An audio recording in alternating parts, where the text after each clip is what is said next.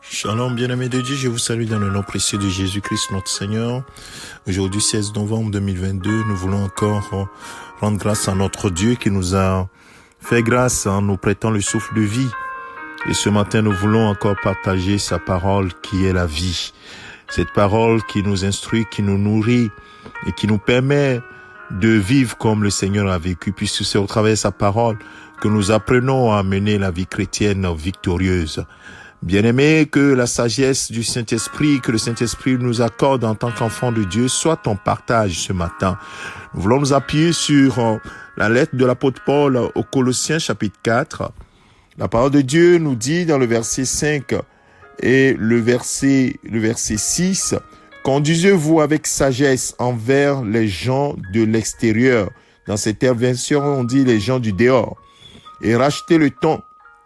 Que votre parole soit toujours pleine de grâce et assaisonnée de sel, afin que vous sachiez comment il faut répondre à chacun. » Et si cette parole est adressée à l'église de Colosse, aux membres de l'église de Colosse, bien-aimés, et aussi à toutes les églises des temps à venir, nous devons savoir qu'en vivant dans un monde où nous sommes entourés des non-chrétiens, la sagesse que le Saint-Esprit nous donne va être quelque chose qui va les impacter.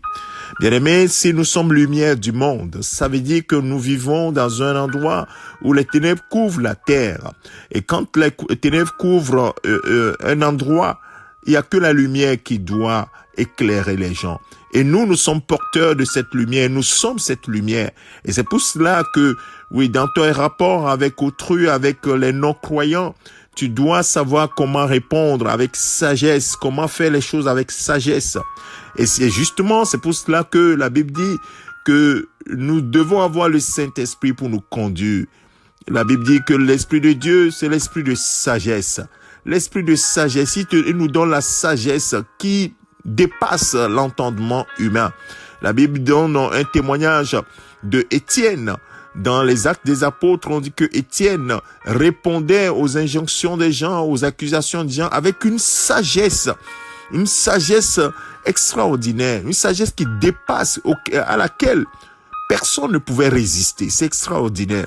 La Bible dit que c'est pas le Saint-Esprit qui parlait. Il parlait avec une sagesse à laquelle personne ne pouvait résister. Bien-aimé, que cela soit ton partage. Demande que le Saint-Esprit te conduise. Et à chaque occasion où tu es interrogé sur quelque chose, où tu dois donner ton avis sur quelque chose, devant les gens du dehors, que tu aies la sagesse qui vient du Seigneur. Ça a été toujours le cas de Jésus-Christ. C'est pourquoi les gens ont pu dire à un moment donné, jamais personne n'a parlé comme lui. Waouh! Oui, peut-être que quelqu'un dira cela de toi. Tes collègues diront cela de toi. Tes amis diront cela de toi. Les membres de ta famille diront cela de toi. Et ce sera une occasion pour eux, pour toi de dire que c'est grâce à Jésus-Christ.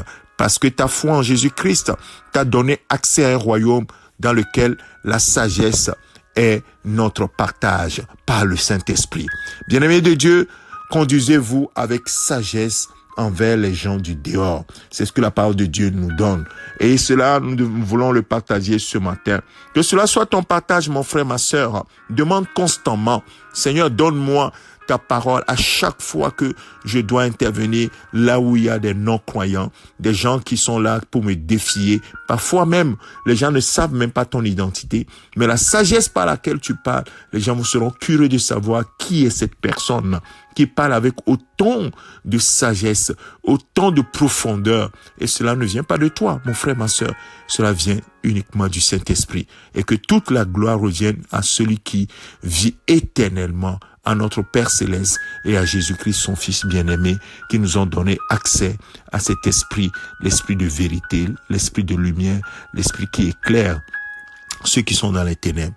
Que le Seigneur te bénisse, que sa grâce soit sur toi, mon frère, ma sœur, et n'oublie pas, tu es croyant, tu es lumière du monde, tu es le sel de la terre, alors que tes paroles reflètent ce que tu es, la lumière, le sel, pour assaisonner les discussions et non pour envenimer les choses, mais plutôt pour refléter ce que Christ a reflété et qu'on dit que celui-là, c'est un petit Christ.